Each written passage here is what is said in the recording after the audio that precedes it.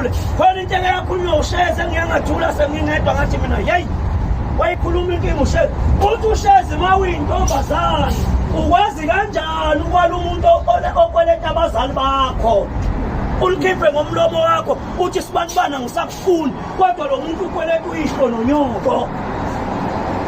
Nami ngiyabuza nje madadewethu nikwazi kanjani ukwala abantu abakweleta abazali benu kanti uthando labazali benu alukho yini kini?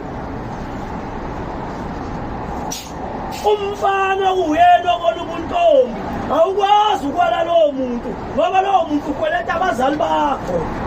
Ma uthatha isinqumo sokwala lowo muntu ukhomba ukuthi wena abazali bakho kawubathandi ngoba lozofika ozokhokha ngeke sayikhokha inkomo yengcuthu ngoba kayificanga yena ngeke ayikhokhe. Ma kwenzekile wayikhokha ngoba ukuthi wena ukubeka amathubeni ukuthi ufuna ungazali la uyakhona ngoba izalukwazi asekhaya kubo nale nkomo ekhishiwe sobe yicomplain sithi le nkomo iphume kanjani ngoba thina kasiyazi azafike lo muntu osifazana angazali. Ma uyintombazana ukwazi ukwala umuntu owakho ubuntombi usehlazweni